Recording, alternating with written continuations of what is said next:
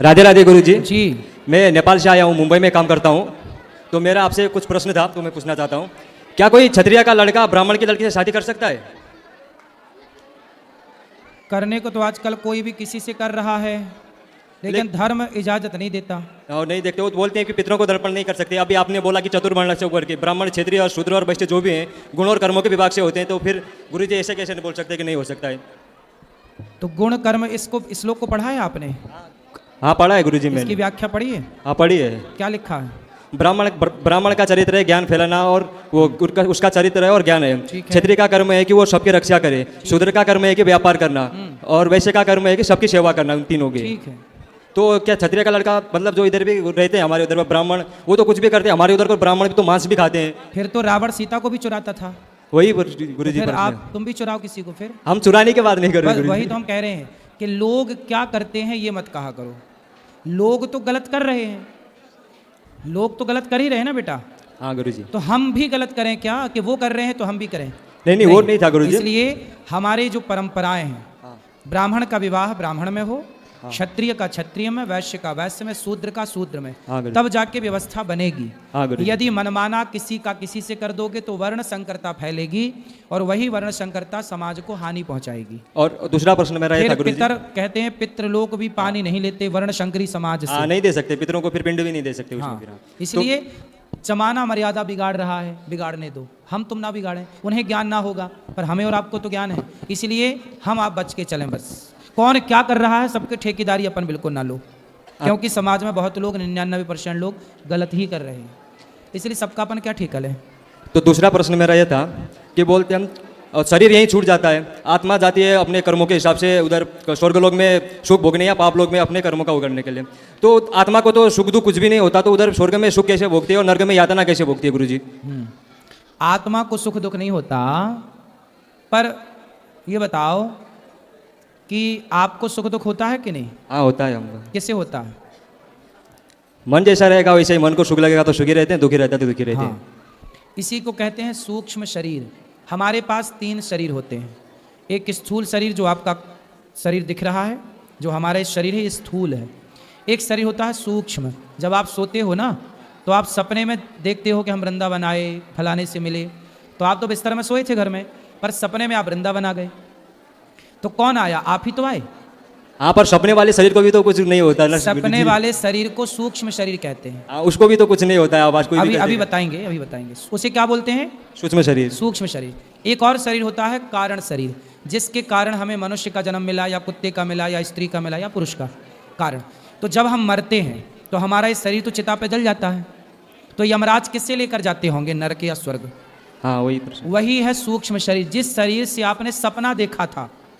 सपना जब आप देखते हैं तो सपने में सुख भी होता है और दुख भी होता है। सपने में तो शरीर को सुख या दुख नहीं होता ना गुरुजी, उसमें आप सपने में जो मेरा शरीर है उसको आप कुछ काट भी दोगे तो दर्द नहीं होगा गुरुजी।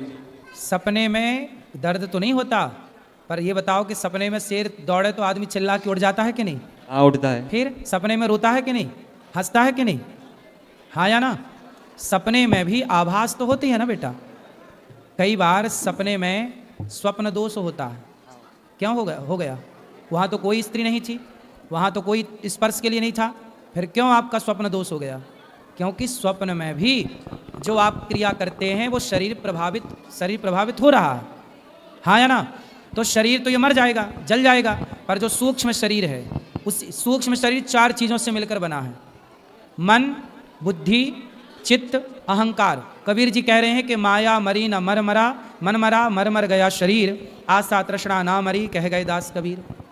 तो हमारा जो मन है वह मन ही यमदूत पकड़ कर ले जाते हैं, वही स्वर्ग नरक का भोक्ता बनता है। और जब अगला जन्म मिलता है आपको तो वही सूक्ष्म शरीर लेकर आप फिर पैदा होते हैं। ये शरीर बदलता है पर सूक्ष्म शरीर कभी नहीं बदलता। तो एक और लास्ट प्रश्न था मेरा गुरुजी, जो भी महिलाएं हैं तो उनका मानसिक धर्म होता है, तो उसमें उनको अपवित्र क्यों बोला जाता है गुरुजी? अपवित्र नहीं महिलाओं का बोला मानसिक जाता। धर्म होता है जो, अपवित्र नहीं बोला जाता। हमारे उधर वो पूजा नहीं कर सकते, खाना वाने को छू नहीं सकते कहीं भी। ऐसा है ना, उसका बेटा एक साइंस है, विज्ञान, समझते हो ना? हाँ समझते हैं गुरुजी। आज के 100 साल पहले क्या पक्के घर होते थे?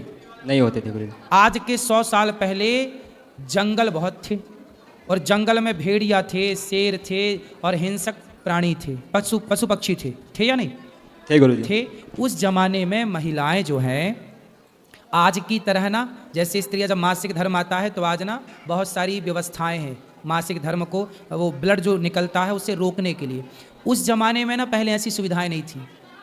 क्या होता था कि महिलाएं कपड़े का प्रयोग करती थीं आज के 100 साल पहले मासिक धर्म में, रक्त के संचार को रोकने के लिए कपड़े का। फिर वो कपड़ा कहीं ना कहीं धो करके सुखाती थी, तो जो भेड़िया होता था या हिंसक प्राणी होता था, पशु पक्षी, वो खून की गंध कई किलोमीटर दूर से पा जाता था। तो जैसे ही महिलाओं को मासिक धर्म आया तो वो महिलाओं के जो खून निकला उस खून की गंध से वो आ जाता था और महिलाओं को अटैक करता था।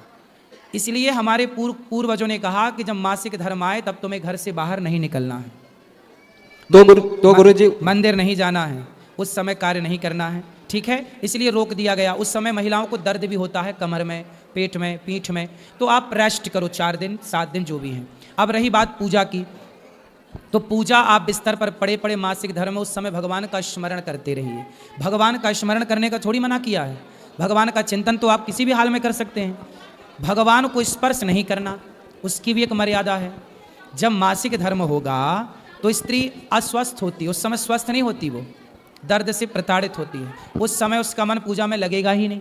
तो उसके लिए कहा कि भाई तुम्हारा मन लगना ही नहीं है तो आप पूजा ना करो, चुपचाप बैठ के केवल कमरे में भगवान का ध्यान करो। तो उस समय ध्यान की है, स्पर्श की पूजा का विधान नहीं है। ये सब चीज़ें बहुत साइंटिफिक हैं। उस जमाने ये सब आज थोड़ी बन गई, आज तो सब चीज़ों की व्यवस्था हो गई है। आज के 100 200 साल पहले महिलाएं कांच लगा के साड़ियाँ पहनती थी। आज भी महाराष्ट्र में स्त्रियाँ साड़ी को कांच लगा के पहनती हैं, ठीक है। आज जो प्रयोग चलते हैं स्त्रियों के लिए, ये पहले नहीं था। पहले अलग तरीके से बहुत ज़्यादा तकलीफ थी पहले के टाइम पर। और सुनो, पहले के टाइम पे तकलीफ क्या थी कि घर में पानी भी नहीं था, कुआं जाओ साफ करने के लिए। अब देखो महिलाओं को रक्त संचार जब होता है तो 2-2 बार 3-3 बार उसे साफ करना पड़ता है। अब ये बताओ कि उस समय पर कुआं थे, तालाब थे और नदियाँ थीं। घर में टोंटी वाला पानी तो नहीं था कि नल खोलो और पानी घर पर अवेलेबल था। तो उस समय पर पुरुष उनकी देखरेख करता था, पुरुष तालाब से नदियों से पानी उनके लिए लाता था, पुरुष जिनको जो और अन्य महिलाएं थी वो उनका साथ दिया करती थी। ये सब पुरानी बातें हैं। आजकल के लोगों को ये लगता है कि देखो हमें रोका जा रहा, हमसे ये नहीं करा। उसके पीछे साइंस तो समझो, भला भी तुम्हारा है। तुम्हें 7 दिन रेस्ट के मिल रहे हैं, रेस्ट क्या नहीं कर रही हो मन लगा के। आखिरी सवाल गुरुजी जी, क्या कोई लड़का खुद से बड़ी उम्र की लड़की से शादी कर सकता है? कितनी बड़ी? 1-1.5 साल 2 साल? हाँ 1 साल तक तो ठीक है। राधा जी भी बड़ी थी कृष्ण जी से 1 साल। हाँ गुरुजी सुना था। ओके गुरुजी, राधे तो राधे। आपको करनी है बड़ी उम्र की लड़की से? नहीं गुरुजी, मैं बस पूछ रहा था, मन में सवाल आते ही रहते हैं सोने के टाइम पे, तो अभी मैं बोला आपसे मिले तो आपसे ही पूछ लेते हैं सवाल सब। आपकी ठीक है, 1-2 साल चल जाती है, 1 साल ठीक है। ओके ज़्यादा 10-20 साल बड़ी से ना कर लेना। हाँ चलो आज के लिए